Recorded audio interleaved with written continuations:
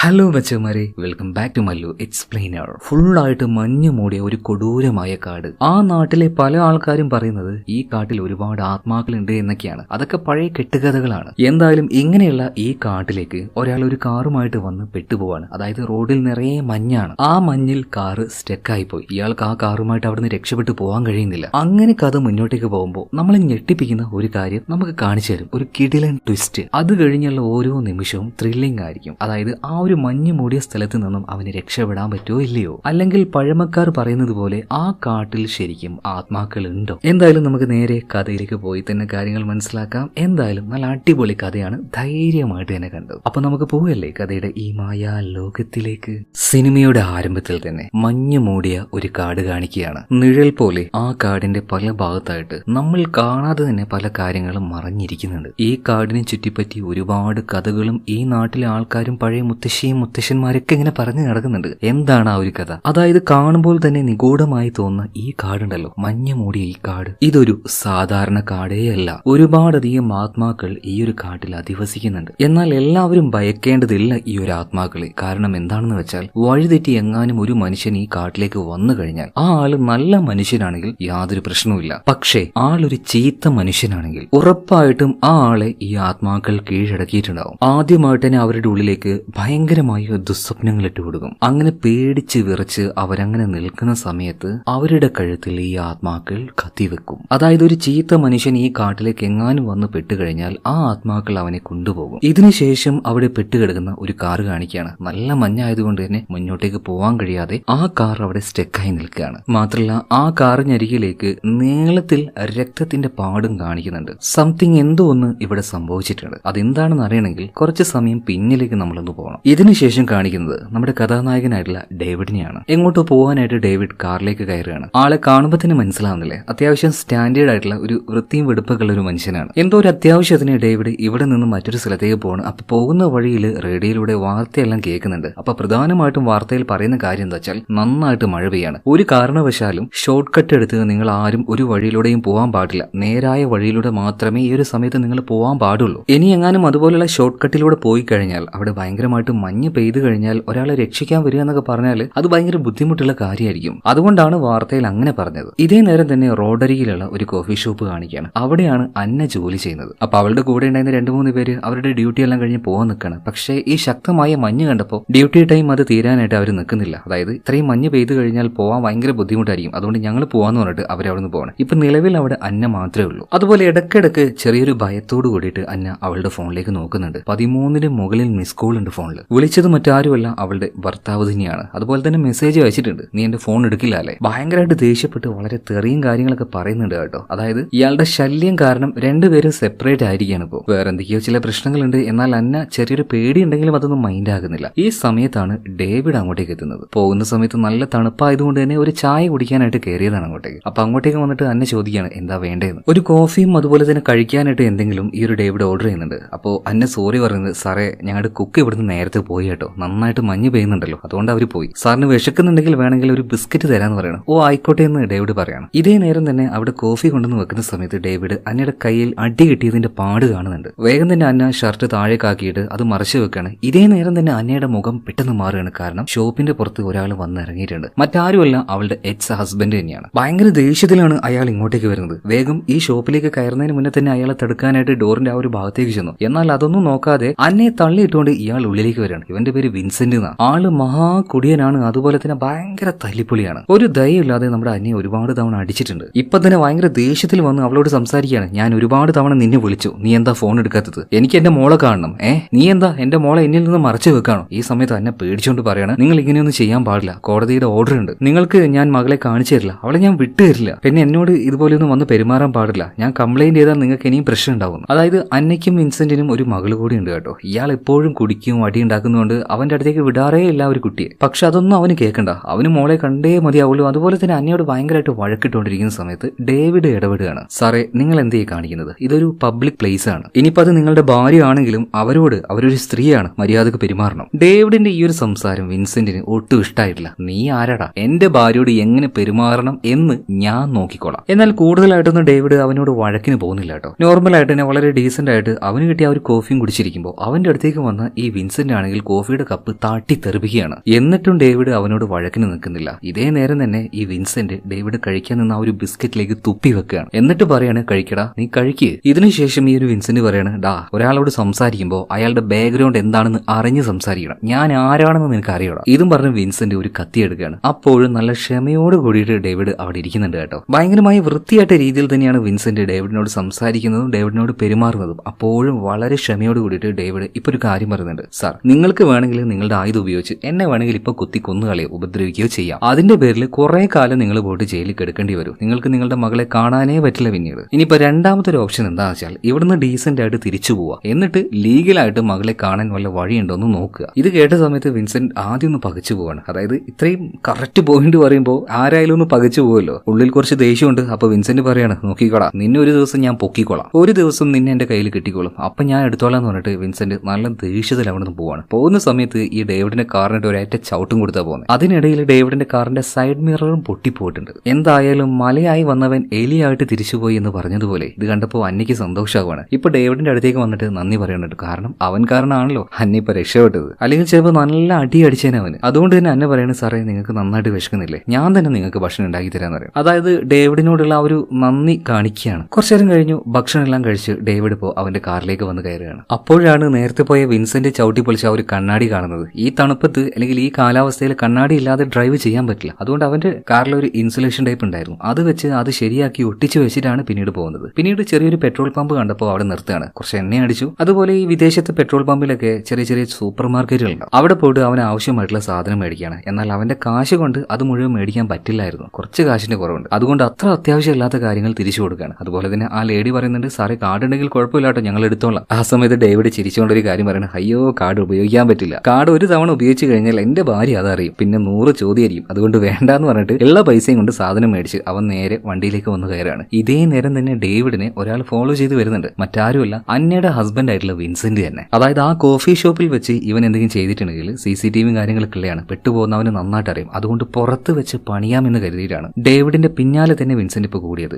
എന്തായാലും കടയുടെ പുറത്തേക്ക് വന്നപ്പോൾ പതിയെ അങ്ങോട്ടേക്ക് പോകാൻ നിൽക്കുമ്പോൾ അങ്ങോട്ടേക്ക് ഒരു പോലീസുകാരൻ വരികയാണ്. ആ പോലീസുകാരൻ നേരെ പോകുന്നത് ഡേവിഡിന്റെ അടുത്തേക്കാണ് കേട്ടോ. അതുകൊണ്ട് തന്നെ വിൻസെന്റ് ഡേവിഡിനെ ആക്രമിക്കാൻ പോകുന്നില്ല. ഇതേ നേരം തന്നെ ആ ഒരു പോലീസുകാരൻ വന്നിട്ട് ഡേവിഡിനോട് ഒരു കാര്യം ചോദിക്കുകയാണ്. അതായത് കാറിന്റെ മിറർ പൊട്ടിയില്ലേ, അപ്പൊ ഈ രീതിയിലൊന്നും ഡ്രൈവ് ചെയ്യാൻ പറ്റില്ല, ഇല്ലീഗലാണ്, ഫൈൻ അടക്കേണ്ടി വരുന്നു പറയണം. അപ്പൊ ഡേവിഡ് പറയണം, സാറേ, വരുന്ന വഴിയിൽ പൊട്ടിപ്പോയതാണ്, എന്തായാലും പെട്ടെന്ന് തന്നെ ഞാൻ നന്നാക്കിക്കോളാം, ഓക്കെ എന്തായാലും സൂക്ഷിച്ചു പോകും, കാലാവസ്ഥ വളരെ മോശമെന്ന് പറഞ്ഞിട്ട് ഇപ്പൊ ഡേവിഡിനെ ആ ഒരു പോലീസുകാരൻ പറഞ്ഞേക്കുകയാണ്. എന്നാൽ കുറച്ചു ദൂരം മുന്നോട്ടേക്ക് ഡേവിഡ് പോയ സമയത്താണ് അവരൊരു കാര്യം മനസ്സിലായത്. അവന്റെ പിന്നാലെ തന്നെ ആരോ ഒരാൾ ഫോളോ ചെയ്ത് വരുന്നുണ്ട്. അതുപോലെ തന്നെ ആ ആള് അതാരാണെന്നും ഡേവിഡിന് മനസ്സിലായി. നേരത്തെ കണ്ട ആ ഒരു വിൻസെന്റ് തന്നെ. ആളെ കണ്ടാ അറിയാൻ ഒരു റൗഡിയാണ്. അപ്പോ ആരും ഇല്ലാത്ത ഈ ഒരു ഏരിയയിൽ വെച്ച് അവനോട് കൊമ്പ് കോർക്കാൻ നിന്ന നല്ല പണി കിട്ടുമെന്ന് ഡേവിഡിന് നല്ല ബോധ്യമുണ്ട്. ആള് നല്ല പ്രാക്ടിക്കലായിട്ട് ചിന്തിക്കുന്ന ആളാണ്. വെറുതെ അവനെ പോലെയുള്ള ആളുകളുമായിട്ട് ഫൈറ്റ് ചെയ്ത് ജീവൻ കളയേണ്ടാന്ന് ഡേവിഡിന് നന്നായിട്ട് അറിയാം. അതുപോലെ തന്നെ ഇപ്പൊ ചെറിയൊരു പേടിയും കൂടെ മനസ്സിൽ വന്നിട്ടുണ്ട് കേട്ടോ. അപ്പൊ നല്ല വേഗത്തിൽ തന്നെ ഇപ്പൊ ഡേവിഡ് വണ്ടി ഓടിച്ചു പോവാണ്. അതേപോലെ തന്നെ അവന്റെ പിന്നാലെ ചവിട്ടി പിടിച്ചു വരുന്നുണ്ട് ഈ വിൻസെന്റ്. അവനാണെങ്കിൽ നല്ല ദേഷ്യത്തിലാണ്, നല്ല ടെററിലാണ്. ഈ സമയത്ത് അങ്ങാനും വിൻസെന്റിന്റെ കയ്യിൽ ഡേവിഡിനെ കിട്ടിയ നന്നായിട്ടിട്ട് പണിയും. അത് മനസ്സിലാക്കിയത് കൊണ്ട് തന്നെ ഡേവിഡ് ഒരു ഐഡിയ കാണിക്കുകയാണ്. അതായത് മെയിൻ റോഡിൽ നിന്നും മറ്റൊരു വഴിയിലേക്ക് പെട്ടെന്ന് തന്നെ കാർ കയറ്റിയിട്ട് ഫുള്ളായിട്ട് ലൈറ്റ് ഓഫ് ആക്കി അവിടെ ശബ്ദം ഉണ്ടാക്കാതിരിക്കുകയാണ്. അതേ നേരം തന്നെ ആ മെയിൻ റോഡിലൂടെ വിൻസെന്റ് ക്രോസ് ചെയ്ത് പോകുന്നുണ്ട് കേട്ടോ. അപ്പോഴാണ് ഡേവിഡിന് ആശ്വാസമായത്. എന്തായാലും ആ ഒരു പ്രാന്തൻ പോയി കഴിഞ്ഞല്ലോ, ഇനി വണ്ടി റിവേഴ്സ് എടുക്കാം എന്ന് കരുതിയിട്ട് വണ്ടി റിവേഴ്സ് എടുക്കാൻ നോക്കുമ്പോൾ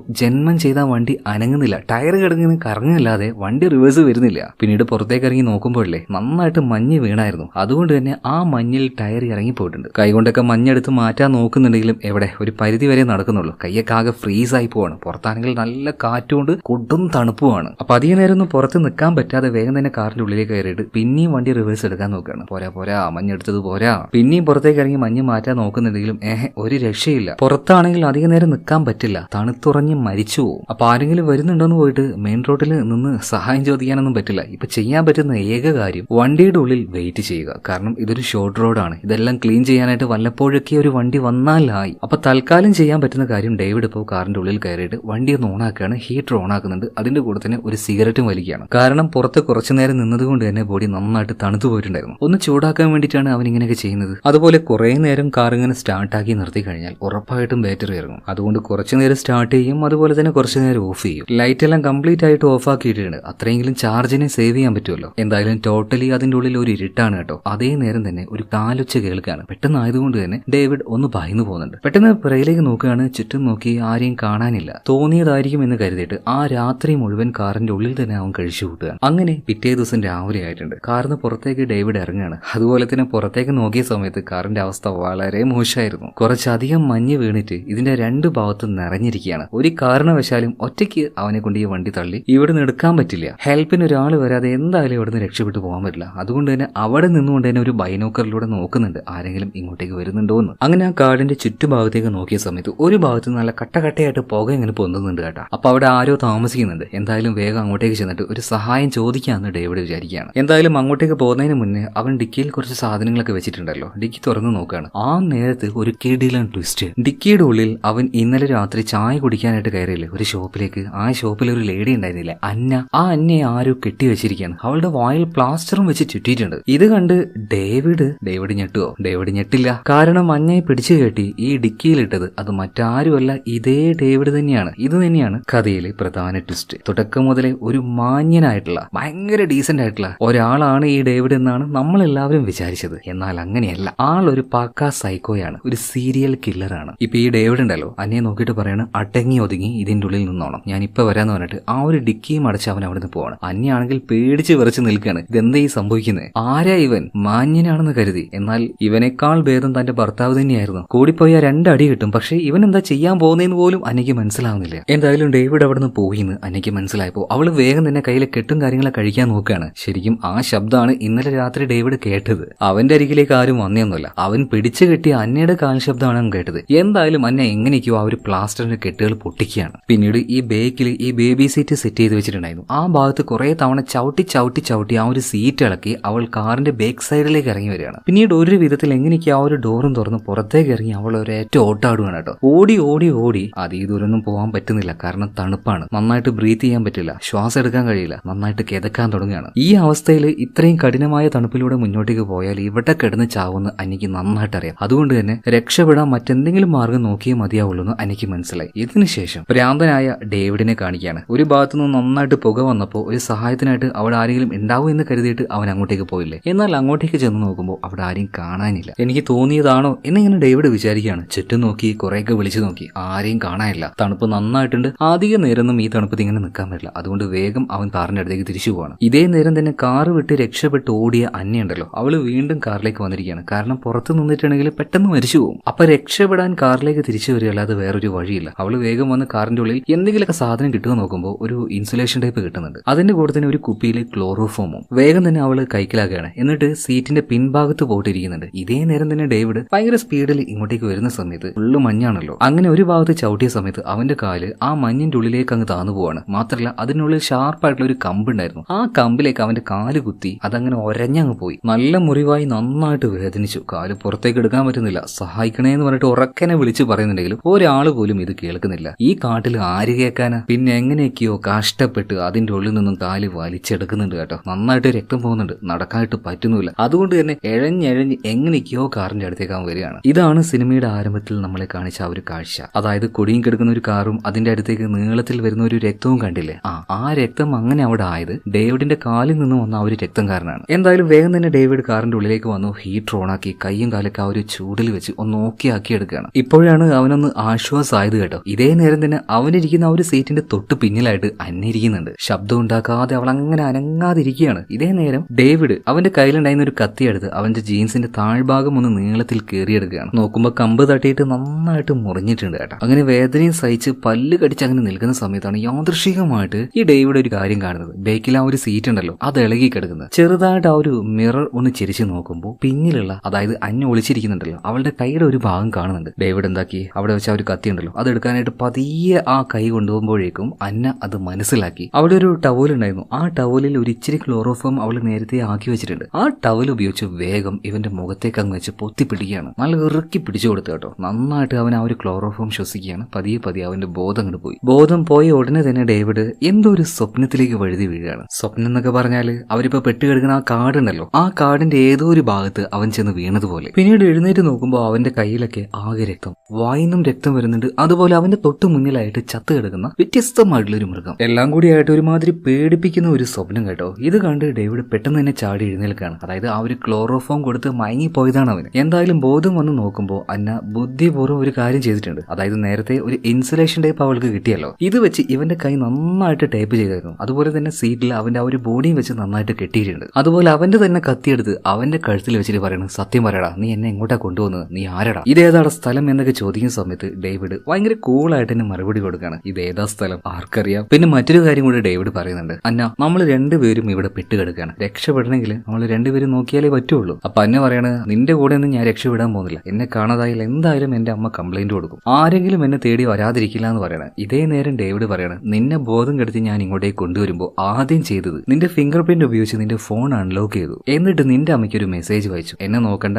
ഞാൻ എക്സ് ഹസ്ബൻഡിന്റെ വീട്ടിലേക്ക് പോവാണ്, കുറച്ച് ദിവസം കഴിഞ്ഞേ വരുള്ളൂ, അതുകൊണ്ട് എന്റെ പൊന്നു മോളെ അന്ന, നിന്നെ തേടി ആരും ഇങ്ങോട്ടേക്ക് വരാൻ പോകുന്നില്ല. ഇത് കേട്ട സമയത്ത് അന്നയ്ക്ക് ഭയങ്കരമായിട്ട് ദേഷ്യവും സങ്കടം വരുന്നുണ്ട് കേട്ടോ. പിന്നീട് ആരെങ്കിലും വിളിച്ചൊന്ന് സഹായം ചോദിക്കണ്ടേ, കയ്യിലാണെങ്കിൽ ഫോണും ഇല്ല. അതുകൊണ്ട് തന്നെ ഡേവിഡിന്റെ ഫോൺ എടുത്ത് നോക്കുകയാണ്. പക്ഷെ ആ ഫോണിൽ ഒരു തരി പോലും സിഗ്നൽ ഉണ്ടായിരുന്നില്ല. അപ്പൊ വീണ്ടും ഈ ഡേവിഡ് പറയാണ്, അന്ന ഞാൻ പറയുന്നത് കേക്ക്, നമുക്ക് രണ്ടുപേർക്കും സർവൈവ് ചെയ്യണമെങ്കിൽ ഈ കാറും ഇതിലാ ഒരു ബാറ്ററിയും പിന്നെ ഇതൊന്ന് തരുന്ന ഒരു ഹീറ്റും നമുക്ക് ആവശ്യമാണ്. പക്ഷെ ഇതിങ്ങനെ കണ്ടിന്യൂസ് ആയിട്ട് ഓൺ ആക്കിയിട്ടാൽ എത്രയും പെട്ടെന്ന് തന്നെ ബാറ്ററി ഇറങ്ങിപ്പോകും. അധികം വൈകാതെ നമ്മൾ രണ്ടുപേരും ഇതിന്റെ ഉള്ളിൽ കിടന്ന് തണുത്തുറഞ്ഞ് ചത്തുപോകും. അതുകൊണ്ട് ഇപ്പൊ തൽക്കാലം നീ കാർ ഓഫ് ആക്കുന്ന് പറയാണ്. കുറച്ച് കഴിഞ്ഞ് നന്നായിട്ട് തണുക്കുമ്പോൾ ഒന്നുകൂടെ ഓൺ ആക്കാന്ന് പറയാണ്. എന്തായാലും ഡേവിഡ് പറയുന്നത് കാര്യം തന്നെയാണ്. അതുകൊണ്ട് അവൾ തൽക്കാലത്തേക്ക് കാർ ഇപ്പൊ ഓഫ് ആകുന്നുണ്ട്. അതുപോലെ തന്നെ ഡേവിഡിന്റെ പേഴ്സ് അവിടുന്ന് കിട്ടുകയാണ്. അത് എടുത്ത് നോക്കുമ്പോൾ പല പേരിലുള്ള പല അഡ്രസ്സുള്ള ഒരുപാട് ID കാർഡുകൾ അവന്റെ പേഴ്സിലുണ്ടായിരുന്നു. അതിലൂടെ അന്നയ്ക്ക് ഒരു കാര്യം മനസ്സിലായി, ഇവനൊരു പക്കാ ക്രിമിനലാണ്, എന്ത് ചെയ്യാനും മടിക്കാത്ത ഒരു ക്രിമിനൽ. അതുകൊണ്ട് തന്നെ അവളുടെ ഉള്ളിൽ ചെറിയൊരു ഭയമുണ്ട്.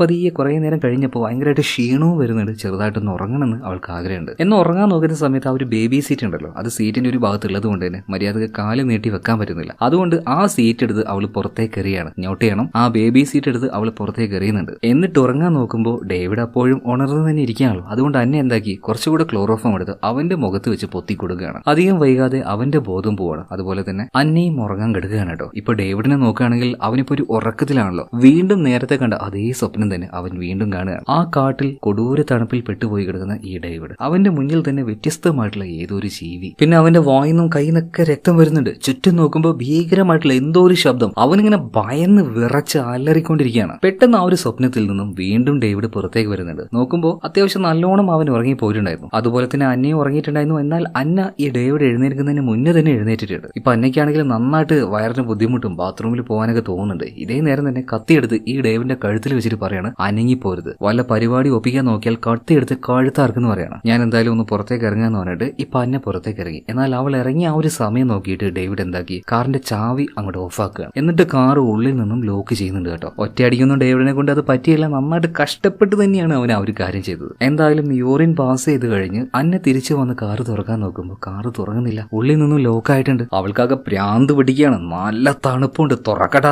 എന്ന് പറഞ്ഞിട്ട് ആ ചില്ലിനിട്ട് ഒരുപാട് അടിക്കുന്നുണ്ടെങ്കിലും കാറിന്റെ ചില്ലൊക്കെ അങ്ങനെ അടിക്കുമ്പോൾ പൊട്ടു. ആ സമയത്താണ് നേരത്തെ ആ ഒരു ബേബി ചെയർ എടുത്ത് പുറത്തേക്ക് ഇറങ്ങിയല്ലേ, അത് അവള് കാണുന്നത്. ആ സാധനം അത്യാവശ്യം വെയിറ്റ് ഉണ്ട് കേട്ടോ. ഇതെടുത്ത് ഒരു 4-5 തവണ ചില്ലിനിട്ട് ഒരേറ്റ അടിയാണ്. അതിൽ ആ ഒരു ചില്ല് പൊട്ടിപ്പോയി. ഭ്രാന്ത് പിടിച്ച നമ്മുടെ അന്ന ഉള്ളിലേക്ക് കയറി വന്നിട്ട്, കളന്നായി, നീ എന്താടാ കാണിച്ചത്, ഞാൻ നിനക്ക് വാണിംഗ് തന്നെയാന്ന് പറഞ്ഞിട്ട് ആ സീറ്റ് ബെൽറ്റ് എടുത്ത് അവന്റെ കഴുത്തിൽ കുരുക്കി പിന്നിലേക്ക് വലിച്ച് പിടിക്കാൻ കേട്ടോ. ഇവനാണെങ്കിൽ ശ്വാസം കിട്ടാതെ കിടന്ന് പെട്ടച്ചോണ്ടിരിക്കുകയാണ്. എന്നാൽ അവസാനം എന്നെ എന്താക്കി, ആ ഒരു പിടുത്തം അങ്ങോട്ട് വിട്ടുകൊടുക്കാണ്. അല്ലെങ്കിൽ അവിടെ കിടന്ന് തന്നെ ഇവൻ ചത്തേനെ. ഇപ്പൊ വേറെ പുതിയൊരു പ്രശ്നം വന്നിരിക്കുകയാണ്. എന്താ കാര്യം എന്ന് മനസ്സിലായോ? ഉള്ളിലേക്ക് കയറാൻ വേണ്ടിയിട്ട് അന്ന കാറിന്റെ ചില്ല് അടിച്ചു പൊളിച്ചില്ലേ, അതുകൊണ്ട് തന്നെ കാറിന്റെ ഉള്ളിൽ ഇപ്പൊ ചെറിയൊരു ചൂടില്ല. ഉള്ളിലേക്ക് നന്നായിട്ട് തണുപ്പ് കയറാണ്. എന്തെങ്കിലും ഒരു വഴി കണ്ടുപിടിച്ച് ആ ഭാഗം ക്ലോസ് ചെയ്തിട്ടില്ലെങ്കിൽ അധികം വൈകാതെ അന്നയും അതുപോലെ തന്നെ ഡേവിഡും ഇതിനുള്ളിൽ കിടന്ന് തന്നെ മരിച്ചു പോകും. അങ്ങനെ നോക്കുമ്പോഴാണ് ആ ഒരു ഇൻസുലേഷൻ ടൈപ്പ് കാണുന്നത്. വേഗം തന്നെ കുറച്ച് സാധനങ്ങളൊക്കെ എടുത്ത് വേഗം അവിടെ ഫുള്ളായിട്ട് അത് വെച്ച് അടക്കിയാണ്. ഇപ്പൊ ഒരുവിധം തണുപ്പൊക്കെ കാറിന്റെ ഉൾഭാഗത്ത് കുറഞ്ഞു വരുന്നുണ്ട്. ചെറിയ ഹീറ്റൊക്കെ ഇട്ടിട്ട് ഒന്ന് നോക്കിയായി വരികയാണ്. അതേ നേരം തന്നെ ഈ ഡേവിഡിന്റെ ഫോണ് അതിപ്പോ അന്നയുടെ കയ്യിലാണല്ലോ. അവളിപ്പോ ആ ഒരു ഫോണ് തുറന്ന് നോക്കുന്ന സമയത്ത് അതിനുള്ളിൽ ചില കാര്യങ്ങൾ കണ്ട്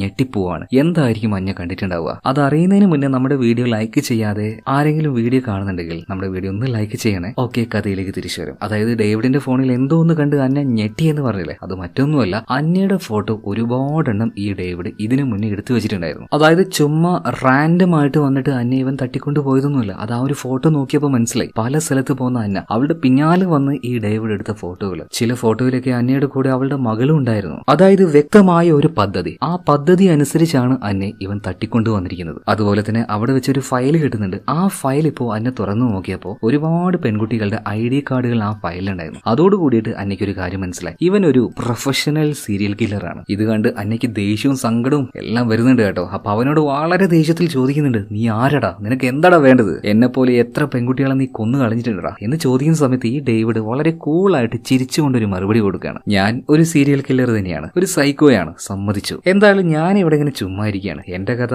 നിനക്ക് അറിയണോ, അറിയണമെങ്കിൽ പറഞ്ഞു തരാന്ന് പറയണം. അതായത് ഞാൻ കുറച്ച് വർഷങ്ങൾക്ക് മുന്നേ ആദ്യമായിട്ട് ഒരു കൊലപാതകം ചെയ്തു. ആ കൊലപാതകം ചെയ്ത സമയത്ത് എന്താണെന്നറിയില്ല, എന്റെ ഉള്ളിൽ എനിക്ക് ഭയങ്കര ഒരു കോൺഫിഡൻസ്, എന്നെ കൊണ്ട് എന്തൊക്കെയോ ചെയ്യാൻ പറ്റും, ഞാൻ ആള് വേറെ ലെവലാണ്. അതായത് ഒരാളെ കൊല്ലുന്ന സമയത്ത് എനിക്കൊരു കിക്ക് കിട്ടാണ്ട്, അത് വല്ലാത്തൊരു ലഹരി തന്നെയാണ്. അതിനുവേണ്ടി ഒരുപാട് സ്ത്രീകളെ കൊന്നിട്ടുണ്ട്. എന്നാലും ആദ്യമായിട്ട് ഞാൻ കൊന്നത് കേസി എന്ന് പറഞ്ഞ ഒരു പെൺകുട്ടിയാണ്. വഴിയിൽ എന്തോ വണ്ടി കാത്തു നിൽക്കുന്ന ആ ഒരു പെൺകുട്ടിയെ വണ്ടിയിലേക്ക് കയറ്റാൻ വേണ്ടി തന്നെ, അവളെ മാത്രമല്ല ഈ വരുന്ന ആൾക്കാര് സംശയമൊന്നുമില്ലാതെ എന്റെ വണ്ടിയിൽ കയറാൻ വേണ്ടി ഞാൻ എന്റെ പേരിൽ ഒരു മോതിരിടും, അതായത് ഞാനൊരു എൻഗേജ്ഡ് ആയിട്ടുള്ള ആളാണെന്ന് അറിയിക്കാൻ വേണ്ടി. അതുപോലെ കാറിന്റെ ബേക്കിൽ ഒരു ബേബി സീറ്റും വെക്കും, അതായത് ഞാനൊരു ഫാമിലി മാൻ ആണെന്ന് അതിലൂടെ അവർക്ക് മനസ്സിലാവുമല്ലോ. എന്തായാലും കേസി എന്ന ആ ഒരു പെൺകുട്ടിക്ക് ഡേവിഡ് ലിഫ്റ്റ് കൊടുക്കാൻ പോയ സമയത്ത് അവള് കാറിന്റെ ബേക്കിലേക്ക് നോക്കിയപ്പോൾ ഒരു പാവക്കുട്ടി അതുപോലെ തന്നെ ബേബി സീറ്റ് കണ്ടു, അതുപോലെ എന്റെ കയ്യിൽ ആ ഒരു മോതിരം, ഇതെല്ലാം കണ്ടപ്പോൾ ഞാനൊരു മാന്യനായ മനുഷ്യനാണ് കരുതിയിട്ട് അവൾ എന്റെ കാറിൽ കയറി. പോകുന്ന വഴിയിൽ ഇറക്കി വിടാൻ വേണ്ടി അവൾ എന്നോട് പറഞ്ഞായിരുന്നു. എന്നാൽ കുറച്ചു ദൂരം മുന്നോട്ടേക്ക് പോയപ്പോൾ ഞാൻ കാർ ചെറുതായിട്ടൊന്ന് ഡീവിയേറ്റ് ചെയ്തു. അപ്പൊ അത് കണ്ടപ്പോൾ തന്നെ അവൾ എന്നോട് ചോദിച്ചു, നിങ്ങൾ എന്തിനാ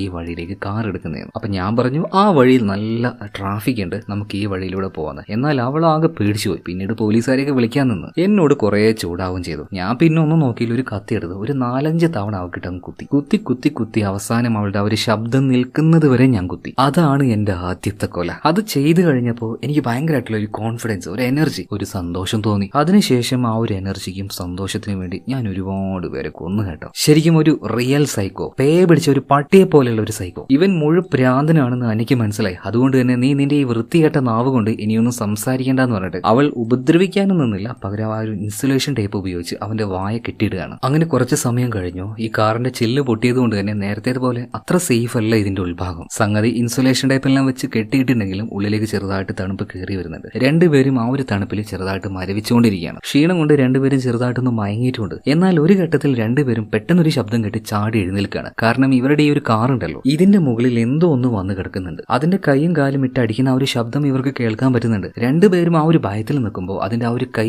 മുന്നത്തെ ആ ഒരു ഗ്ലാസ് ഉണ്ടല്ലോ അവിടെ വന്ന് വീഴാണ്. എന്നിട്ട് ആ കൈ കൊണ്ട് ഗ്ലാസ്സിലേക്ക് അങ്ങനെ അടിക്കാൻ തുടങ്ങി. ഇത് കണ്ട് ഏറ്റവും കൂടുതൽ ഭയപ്പെട്ടത് ഡേവിഡ് ആയിരുന്നു. അന്നയും പേടിച്ചു പോകുന്നുണ്ട് കേട്ടോ. എന്നാൽ അന്ന വേഗം തന്നെ ആ ഒരു ഹോൺ ഉണ്ടല്ലോ അത് പിടിച്ച് ഇങ്ങനെ നീട്ടി അടിച്ചു കൊടുക്കുകയാണ്. ആ നേരത്തും മനുഷ്യരുടേതുപോലെ തോന്നിക്കുന്ന ഒരു കൈ വന്നിട്ട് ചില്ലിനങ്ങനെ അടിച്ചുകൊണ്ടിരിക്കുകയാണ്. എന്നാൽ ആ ശബ്ദം കൂടുതലായിട്ട്, അതായത് ഹോൺ ഇങ്ങനെ കൂടുതലായിട്ട് അടിച്ചപ്പോൾ അത് അവിടുന്ന് തിരിച്ചു പോകുന്നുണ്ട്. എന്തായാലും ആ വന്ന സാധനത്തിനെ കണ്ട് ഡേവിഡ് നന്നായിട്ട് പേടിച്ചു. അതുപോലെ തന്നെ അവന്റെ വായിൽ ആ ഒരു കെട്ടിപ്പോ അന്ന അഴിച്ചു കൊടുക്കുകയാണ്. അപ്പൊ ഡേവിഡ് പറയുന്നുണ്ട്, എന്റെ കാലിൽ എന്തൊക്കെയോ എനിക്ക് ആവുന്നുണ്ട്, ഒന്ന് നോക്കുമെന്ന് ചോദിക്കുകയാണ്. അങ്ങനെ അന്ന അവന്റെ കാലിലേക്ക് നോക്കുന്ന സമയത്ത് നേരത്തെ മുറിവായിട്ട് ഒരുപാട് രക്തമെല്ലാം വന്നായിരുന്നല്ലോ, അത് അവിടെ ഇങ്ങനെ കട്ട പിടിച്ച് കിടക്കുകയാണ്. ഈ തണുപ്പത്ത് ഈ അവസ്ഥയിൽ പോവുകയാണെങ്കിൽ അധികം വൈകാതെ നിനക്ക് നിന്റെ കാല് നഷ്ടാവുമെന്ന് അന്ന അവനോട് പറയാണ്. അതുപോലെ തന്നെ അന്ന ഈ നാട്ടുകാരിയാണല്ലോ, അതുകൊണ്ട് തന്നെ ഈ കാടിനെ ചുറ്റിപ്പറ്റിയുള്ള കഥകളൊക്കെ ചെറുപ്പം മുതലേ അവൾക്ക് നന്നായിട്ട് അറിയാം. അവളുടെ അമ്മയും മുത്തശ്ശിയൊക്കെ അതിനെ കുറിച്ച് പറഞ്ഞിട്ടുണ്ട്. അപ്പൊ ആ ഒരു കാര്യം ഡേവിഡിനോട് പറയണം. അതായത് ചീത്ത മനസ്സുള്ള ഒരാള് അല്ലെങ്കിൽ വൃത്തികെട്ട ഒരു മനുഷ്യൻ ഈ കാട്ടിലേക്ക് വന്നു കഴിഞ്ഞാൽ ഈ കാടിൽ നിഗൂഢമായിട്ടുള്ള പല ശക്തികളുണ്ട്. ആ ശക്തി അവനെ കീഴ്പ്പെടുത്തും. ആദ്യമൊക്കെ അവൻ ഒരുപാട് സ്വപ്നങ്ങൾ ഇട്ട് കൊടുക്കും, അവസാനം അവനെ കൊല്ലുകയും ചെയ്യും. നീ പലപ്പോഴായിട്ട് ഉറങ്ങുന്ന സമയത്ത് ഞെട്ടി എഴുന്നേൽക്കാറില്ലേ, അത് മിക്കവാറും ആ ഒരു ആത്മാക്കളുടെ കളിയായിരിക്കണം. ഇത് കേട്ട സമയത്ത് ഒരു പ്രാന്തനെ പോലെ ഡേവിഡ് ചിരിക്കുകയാണ്. അതായത് അങ്ങനെയൊന്നുമില്ല, നിങ്ങളുടെ ഓരോ മൂഢവിശ്വാസം, അന്ധവിശ്വാസം എന്നൊക്കെ പറഞ്ഞിട്ടാണ് ഡേവിഡ് അന്നയെ കളിയാക്കുന്നത്. എന്നാൽ ആ സമയത്ത് വണ്ടി ഓൺ ആയിരുന്നു കേട്ടോ. പെട്ടെന്ന് വണ്ടി ഓഫായി ലൈറ്റ് എല്ലാം കെട്ടുപോയി. അതായത് ബാറ്ററി പൂർണ്ണമായിട്ടും തീർന്നു കഴിഞ്ഞു. ഇനി ഹീറ്റർ ഓണാക്കി ആ ചൂടിൽ ഇവർക്ക് സർവൈവ് ചെയ്യാൻ പറ്റില്ല. അങ്ങനെ പതിയെ സമയം മുന്നോട്ടേക്ക് പോവാണ്. കുറച്ചു നേരം കഴിഞ്ഞു. പുറത്തുനിന്ന് ആ കാറിന്റെ ഒരു അവസ്ഥ ഇപ്പൊ കാണിക്കുന്നുണ്ട്. ഒരുപാട് മഞ്ഞുകൾ പെയ്തിട്ടുണ്ടല്ലോ, ആ കാറ് മഞ്ഞിനുള്ളിൽ ഇപ്പൊ മൂടി പോവാവുന്ന അവസ്ഥയിലേക്ക് വന്നിരിക്കുകയാണ്. അതുപോലെ കാറിന്റെ ഉള്ളിലുള്ള ഡേവിഡിനെയും അന്നയും നോക്കുകയാണെങ്കിൽ ഒരുവിധം അവര് മരവിച്ച് കിടുകയാണ്. ഈ സമയത്ത് ഒരേ ഒരു വഴിയുള്ളൂ രണ്ടുപേർക്കും രക്ഷപ്പെടാനായിട്ട്. അതായത് മനുഷ്യരുടെ ശരീരത്തിന്റെ ഉള്ളിലായിട്ട് ചെറിയൊരു ഹീറ്റ് ഉണ്ടാവുമല്ലോ. ഇപ്പൊ ഈ ഡേവിഡും അന്നയും നന്നായിട്ട് ഇറുക്കി പിടിച്ച് കുറച്ചു നേരം ഒന്ന് കെട്ടിപ്പിടിച്ച് നിൽക്കുകയാണെങ്കിൽ അവരുടെ ശരീരത്തിലെ ചൂട് അങ്ങോട്ടും ഇങ്ങോട്ടും മാറും. ഇവർക്ക് ഈ കൊടൂര തണുപ്പിൽ നിന്ന് രക്ഷപ്പെടാനും പറ്റും. അതുകൊണ്ട് തന്നെ ആ ഒരു കാര്യം ഇപ്പൊ അന്ന ചെയ്യുകയാണ്. അതായത് ഡേവിഡിന്റെ നെഞ്ചത്തേക്ക് കിടന്നിട്ട് അവൻ ഇറുക്കി പിടിച്ച് കിടക്കുകയാണ്. മാത്രമല്ല ഒരു കത്തി അവന്റെ കഴുത്തിന്റെ ഭാഗത്ത് തന്നെ വെച്ചിട്ടുണ്ട്. എന്തെങ്കിലും എന്നെ ചെയ്യാൻ നോക്കിയാൽ ഇത് ഞാൻ കഴുത്തിലേക്ക് ഇറക്കുന്നു പറയാണ്. പാവം അന്നയുടെ അവസ്ഥ നിങ്ങളൊന്ന് നോക്കി. അവളെ കൊല്ലാൻ വന്ന സീരിയൽ കില്ലർ, ഒരു സൈക്കോ, ആ സൈക്കോയെ തന്നെ കെട്ടിപ്പിടിച്ച് കിടക്കേണ്ടി വന്ന അവസ്ഥ. എന്നാൽ കുറെ നേരം അങ്ങനെ കിടക്കുന്ന സമയത്ത് പതിയെ ഡേവിഡിന്റെ മൈൻഡ് മാറാൻ തുടങ്ങുകയാണ് കേട്ടോ. ഒരു സാധാരണ മനുഷ്യൻ എന്ന രീതിയിൽ അവൻ സംസാരിക്കാൻ തുടങ്ങുകയാണ്. അവനിപ്പോ അന്നയോട് പറയാണ്, ഞാൻ ഇങ്ങനെയായി തീരാനുള്ള കാരണം അത് മറ്റാരുമല്ല, എന്റെ അമ്മ തന്നെയാണ്. എന്നെ പോലെയുള്ള പല കൊലയാളികളും, സീരിയൽ കില്ലർ, സൈക്കോപാത്ത്, ഇവരെല്ലാം ഉണ്ടാവുന്നത് ചെറിയ പ്രായത്തിൽ അവരനുഭവിക്കുന്ന പ്രശ്നങ്ങളിലൂടെയാണ്. എന്റെ അമ്മയുണ്ടല്ലോ ചെറിയ പ്രായത്തിൽ എന്നെ വല്ലാണ്ട് ഉപദ്രവിച്ചു. എത്രയോ എത്രയോ വർഷങ്ങളോളം ഞാൻ സഹിച്ച് എനിക്ക് പറ്റാണ്ട് ഒരു ദിവസം ഞാനത് ചെയ്തു. എന്റെ അമ്മയെ തന്നെ ഞാൻ കൊന്നുകളഞ്ഞു. ആ ഒരു സമയത്ത് ഞാൻ വല്ലാണ്ട് പേടിച്ചു പോയിട്ടുണ്ടായിരുന്നു. എന്നാൽ പിന്നീടുള്ള ദിവസങ്ങളിൽ സന്തോഷം എന്താണെന്ന് ഞാൻ മനസ്സിലാക്കാൻ തുടങ്ങി. പക്ഷെ എന്റെ സ്വഭാവത്തിന് കാര്യമായിട്ട് തന്നെ ഇതെല്ലാം ബാധിക്കാൻ തുടങ്ങി. നല്ല രീതിയിൽ ജീവിക്കേണ്ട എന്റെ ലൈഫിനെ മാറ്റിമറിച്ച് ഈ രീതിയിലാക്കിയത് എന്റെ അമ്മ തന്നെയാണ്. അതായത് ഡേവിഡിനെ പോലെ ഒരു സൈക്കോ ഉണ്ടാവാൻ കാരണം അവൻ മാത്രമല്ല, അവന്റെ അമ്മ കൂടിയാണ്. ഇതേ നേരം തന്നെ അന്ന അവളുടെ കാര്യങ്ങൾ പറഞ്ഞു കൊടുക്കുന്നുണ്ട്. അതായത് അവൾക്ക് പ്രത്യേകിച്ച് ആരും ഇല്ലായിരുന്നു. വളർന്നതൊക്കെ ഓർഫനേജിലാണ്. പിന്നീട് കുട്ടികളില്ലാത്ത ഒരു ഭാര്യയും ഭർത്താവും വന്നിട്ട് അവളെ അഡോപ്റ്റ് ചെയ്തു. എന്നാൽ അവളെ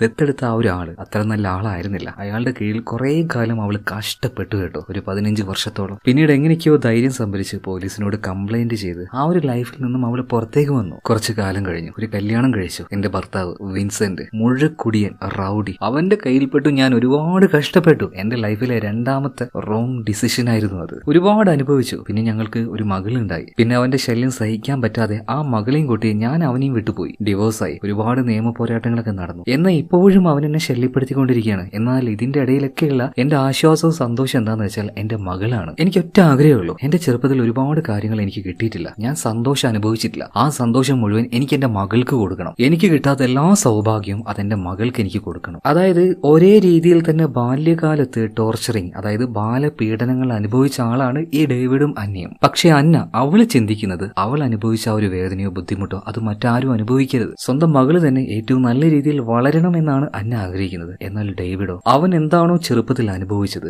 ആ വേദന ബാക്കിയുള്ളവർക്ക് കൊടുക്കണം എന്നുള്ള ഒരു സാഡിസ്റ്റ് മൈൻഡാണ് അവനിക്ക്. അതായത് ഒരുത്തൻ സൈക്കോയോ അല്ലെങ്കിൽ ഒരു സീരിയൽ കില്ലറോ ആയി മാറുന്നുണ്ടെങ്കിൽ അതിന്റെ 100% ഉത്തരവാദി അവൻ തന്നെയാണ്. അവന്റെ ബാല്യകാലത്തിൽ എന്തെങ്കിലും ഒന്ന് അനുഭവിച്ചെന്ന് പറഞ്ഞിട്ട് ബാക്കിയുള്ളവരെ കൊല്ലാനുള്ള ലൈസൻസ് എന്താ അവന് കിട്ടുന്നുണ്ടോ? അതായത് ഒരു കാരണവശാലും ഡേവിഡിനെ പോലെയുള്ള ആൾക്കാരെ ന്യായീകരിക്കാൻ പറ്റില്ല. ഇതേ നേരം തന്നെ ഈ അന്ന അവന്റെ ദേഹത്ത് ഇൻസുലേഷൻ ടൈപ്പ് വെച്ച് ഒട്ടിച്ചായിരുന്നല്ലോ. ഈ തണുപ്പത്ത് പതിയെ പതിന്റെ ആ ഒരു പവർ പോയി. പെട്ടെന്ന് തന്നെ ഡേവിഡ് അവന്റെ കൈ അതിൽ നിന്ന് വിടിയിപ്പിക്കുകയാണ്. എന്നാൽ ഇത്രയും നേരം അങ്ങോട്ടും ഇങ്ങോട്ടും സംസാരിച്ച് ഡേവിഡിന്റെ മൈൻഡ് മാറി എന്ന് നിങ്ങൾ കരുതിയെങ്കിൽ അത് തെറ്റിയേട്ടാ. അവനൊരു മൃഗം തന്നെയാണ്. ആ മൃഗത്തിന്റെ മനസ്സ് അവന്റെ ഉള്ളിൽ നിന്ന് ഒരിക്കലും പോകാൻ പോകുന്നില്ല. സ്വഭാവം മാറില്ല. കെട്ട് കഴിഞ്ഞ ഉടനെ തന്നെ അവൻ അപ്പം തന്നെ അന്നെ ആക്രമിക്കുകയാണ്, ഒരു മൃഗത്തെ പോലെ തന്നെ. പക്ഷെ അവനോട് പ്രതിരോധിച്ച് നിൽക്കാൻ വേണ്ടിയിട്ടുള്ള ശക്തിയൊന്നും അന്നയ്ക്കില്ല. ഇപ്പൊ അന്നോട് ഡേവിഡ് പറയണം, എന്നോട് ഇത്രയൊക്കെ നീ ചെയ്തില്ലേ, ഇതിന് പകരമായിട്ട് ഞാൻ നിന്നോട് എന്താ ചെയ്യാൻ പോകുന്നതെന്നറിയോ? ഇവിടെ വെച്ച് ഞാൻ നിന്നെ കൊല്ലും. ഇവിടുന്ന് എങ്ങനെയായാലും ഞാൻ രക്ഷപ്പെട്ടു പോകും. അതിനുശേഷം നിന്റെ മോളെ ഇതിനേക്കാൾ ക്രൂരമായിട്ട് ഞാൻ കൊല്ലും. ഇത് കേട്ട അന്നയ്ക്ക് നന്നായിട്ട് അങ്ങോട്ട് ദേഷ്യം വന്നു. സഹിക്കാൻ പറ്റിയില്ല കേട്ടോ. അവള് സകലമാന ശക്തി അങ്ങ് എടുക്കാണ്, ചാടി എഴുന്നേൽക്കാണ്. എന്റെ മോളെ തൊടുവടാ എന്ന് ചോദിച്ച് അവൾ സകലമാന ശക്തി എടുത്ത് അവനെതിരെ ഫൈറ്റ് ചെയ്യാൻ തുടങ്ങുകയാണ് കേട്ടോ. ഒരു അപ്പളാഞ്ചി ആയിട്ട് നിൽക്കാതെ അന്ന അവളുടെ കാര്യത്ത് മുഴുവൻ എടുത്ത് അവനെ തിരിച്ചാക്രമിക്കുന്നുണ്ട്. അവനും അതുപോലെ തന്നെ ഒരു മൽപ്പിടുത്തത്തിലൂടെ അന്നയെ തോപ്പിക്കാൻ നോക്കുന്നുണ്ട്. എന്നാൽ ഇതേ നേരം പുറത്തു നിന്നും ഘോരമായ ഒരു ശബ്ദം കേൾക്കുകയാണ്. അത് കേട്ട് ഈ ഡേവിഡ് ഭയങ്കരമായിട്ട് പേടിച്ചു പോവാണ്. എന്നാൽ അന്ന അത്രയ്ക്ക് പേടിക്കുന്നില്ല. ഇവരങ്ങനെ പുറത്തേക്ക് നോക്കുമ്പോൾ വലിയ കൊമ്പുകളുള്ള എന്തോ ഒരു ജീവി, ആ ജീവി കാറിന്റെ അരികിലേക്ക് വരികയാണ്. എന്നിട്ട് കാറിന്റെ ഉള്ളിൽ നിന്നും ഈ ഡേവിഡിനെ വലിച്ച് പുറത്തേക്ക് ഇടുകയാണ് കേട്ടോ. ഇത് കണ്ട് ഡേവിഡ് ആണെങ്കിൽ പേടിച്ച് വിറച്ച് അലറി കരഞ്ഞുകൊണ്ടിരിക്കുകയാണ്, രക്ഷിക്കണേ എന്ന് പറഞ്ഞിട്ട്. എന്നാൽ അന്ന തിരിഞ്ഞു നോക്കാൻ പോയില്ല. അന്നയ്ക്കാണെങ്കിൽ അതിനെ കണ്ട് അത്ര വലിയ പേടിയൊന്നും ആവുന്നില്ല. കാരണം എന്താണ്, ആ മൃഗം വന്നിരിക്കുന്നത് ഡേവിഡിനെ പിടിക്കാനാണ്. കാരണം അവനൊരു തിന്മയുടെ പ്രതിരൂപമാണ്, ചീത്ത മനുഷ്യനാണ്. ഈ ചീത്ത മനുഷ്യരെ മാത്രമേ ഈ കാട്ടിലുള്ള ആത്മാക്കൾ വന്ന് പിടിക്കുകയുള്ളൂ. പഴയ ആ ഒരു കഥകൾ അത് സത്യം തന്നെയാണ്. അങ്ങനെ ഡേവിഡിനെ ആ ഒരു മൃഗം പുറത്തേക്ക് വലിച്ചിടുന്നുണ്ട്. എന്തായാലും ഇതെല്ലാം നേരിട്ട് കാണുമ്പോൾ അന്നയ്ക്ക് വലിയൊരു പേടിയില്ലെങ്കിലും ചെറുതായിട്ടൊന്ന് ഭയന്ന് അവൾ എന്താക്കി, അവള് രക്ഷപ്പെട്ട് ഡിക്കിയുടെ ഉള്ളിൽ നിന്ന് പുറത്തേക്ക് വന്നില്ലേ, ആ വഴിയിലൂടെ തന്നെ ഡിക്കിയുടെ ഉള്ളിലേക്ക് കയറി പോവാണ്. അവൾ ഡിക്കിയുടെ ഉള്ളിലേക്ക് തിരിച്ചു പോകാൻ കാരണം ആ ഒരു മൃഗത്തിനെ ഭയന്നത് കൊണ്ട് മാത്രമല്ല, കാറിന്റെ ഉള്ളിൽ ഇനി നിൽക്കാൻ പറ്റില്ല, അത്രയും തണുപ്പായി കഴിഞ്ഞു. ഡിക്കിയുടെ ഉള്ളിൽ പോയിരുന്നാലേ കുറച്ചെങ്കിലും ചൂട് കിട്ടുള്ളൂ. എന്തായാലും അതിന്റെ ഉള്ളിൽ പോയിട്ട് അവളങ്ങനെ ചുരുണ്ട് കിടക്കുന്നുണ്ട്. ഇതേ നേരം തന്നെ ഡേവിഡിന്റെ കരച്ചിൽ പുറത്തുനിന്ന് കേൾക്കുന്നുണ്ട്. വളരെ ദയനീയമായ കരച്ചിൽ. ഭയങ്കര സാറ്റിസ്ഫൈങ് ആയിട്ടുള്ള ഒരു കാര്യമാണത്. അവനെ പോലുള്ളവന് അതുപോലെ തന്നെ അനുഭവിച്ച് ചാവണം. കുറച്ചു നേരം കഴിഞ്ഞപ്പോൾ അവന്റെ ദയനീയമായ ആ ഒരു കരച്ചിൽ അവിടെ നിൽക്കുകയാണ്. അതുപോലെ തന്നെ നമ്മുടെ അന്നയുടെ കാര്യമാണെങ്കിൽ ആ ഒരു കൊടൂരമായ തണുപ്പത്ത് വിറച്ച് അവളുടെ കൈയും കാലൊക്കെ അനക്കാൻ പറ്റാത്ത അവസ്ഥയിലാവണം. ഇപ്പൊ ഫോൺ എടുത്ത്, അതായത് ഈ ഡേവിഡിന്റെ ഫോൺ, ആ ഫോണിൽ അവളുടെ മകളുടെ ഫോട്ടോ ഉണ്ടല്ലോ, ആ ഫോട്ടോയിലേക്ക് നോക്കിയിട്ട് അന്ന പറയുന്നുണ്ട്, മോളെ അമ്മ എങ്ങനെയെങ്കിലും തിരിച്ചു വരുവടി, മോളെ നന്നായിട്ട് തന്നെ നോക്കുന്നു പറയണേ. ഇത് പറഞ്ഞ് പതിയെ അന്നയുടെ കണ്ണുകൾ അടഞ്ഞു പോവാണ്. കുറെ നേരത്തേക്ക് ആ ഭാഗത്തേക്ക് ആരും വന്നില്ല. കുറെ അധികം സമയം കഴിഞ്ഞപ്പോൾ ഇതുപോലെ മഞ്ഞു മൂടിയ രാജ്യങ്ങളിൽ റോഡുകളെല്ലാം ക്ലീൻ ചെയ്യാനായിട്ട് സ്പെഷ്യൽ ആയിട്ടുള്ള വണ്ടികളുണ്ടാവും. അതുപോലെ ഒരു വണ്ടി അങ്ങോട്ടേക്ക് വരുന്നുണ്ട്. അങ്ങനെ ഇപ്പൊ ആ ഒരു വണ്ടി കൊണ്ട് വരുന്ന ആ ഒരു ഡ്രൈവർ നോക്കുമ്പോൾ മഞ്ഞിൽ കുടുങ്ങി കിടക്കുന്ന ഒരു കാറ് കാണുകയാണ്. ഇയാള് വേഗം തന്നെ ആ ഒരു ട്രക്കിൽ നിന്ന് ഇറങ്ങിയിട്ട് പുറത്തേക്ക് വന്ന് നോക്കുകയാണ്. കാറിന്റെ അരികിലേക്ക് വന്ന് നോക്കുന്നുണ്ട്. കാറിന്റെ ഉള്ളിലൊന്നും ആരെയും കാണാനില്ല. എന്നാൽ കാറിന്റെ അപ്പുറം ഭാഗത്തേക്ക് പോയി നോക്കുമ്പോൾ ഈ ഡ്രൈവർ ആകെ ഞെട്ടിപ്പോവാണ്. ചിതറിക്കിടക്കുന്ന അതിക്രൂരമായ രീതിയിൽ മരണപ്പെട്ട് കിടക്കുന്ന ഒരു മനുഷ്യന്റെ ശവശരീരം. ആരുടേതായിരിക്കും? ഡേവിഡിന്റേത് തന്നെ. ഇത് കണ്ട് ഈ ഒരു ഡ്രൈവർ ഡ്രൈവർ ആകെ ഞെട്ടിപ്പോകുന്നുണ്ട്. കാറിന്റെ ഉള്ളിൽ ആരെയും കാണാനുമില്ല. സോ ജീവനോട് ആരും ഇവിടെ ഇല്ല. ഇതും വിചാരിച്ച് ഈ ഡ്രൈവർ വേഗം തന്നെ തിരിഞ്ഞു പോകാൻ നിൽക്കുമ്പോൾ എന്തോ ഒരു സംശയം തോന്നി ഡിക്കി ഒന്ന് തുറക്കുകയാണ്. തുറന്നു നോക്കിയ സമയത്ത് ഫ്രീസ് ആയി കിടക്കുന്ന നമ്മുടെ അന്നയെ കാണിക്കുകയാണ്. അവള് മരിച്ചു പോയിട്ടുണ്ടായിരുന്നു. പിന്നീട് ഈ ഒരു ഡ്രൈവർ അന്നയെ സൂക്ഷിച്ച് നോക്കിയ സമയത്ത് പെട്ടെന്ന് അന്ന കണ്ണ് തുറക്കുകയാണ് കേട്ടോ. അതായത് അവളുടെ ഉള്ളിൽ ഇപ്പോഴും ജീവൻ ബാക്കിയുണ്ട്. അന്ന കണ്ണ് തുറക്കുന്നത് കാണിച്ചുകൊണ്ട് സിനിമ ഇവിടെ തീരുകയാണ്. ഓക്കെ, എന്തായാലും നല്ലൊരു കിടിലൻ ത്രില്ലർ ആയിരുന്നില്ലേ? നിങ്ങൾക്ക് ഈ ഒരു കഥ ഇഷ്ടമായോ? ഇഷ്ടമായാൽ നമ്മുടെ വീഡിയോ ഒന്ന് ലൈക്ക് ചെയ്യുക. അതുപോലെ തന്നെ നമ്മുടെ ചാനലും ഒന്ന് സബ്സ്ക്രൈബ് ചെയ്യുക. അപ്പോൾ അടുത്ത വീഡിയോയിൽ വീണ്ടും കാണാം. Okay, by.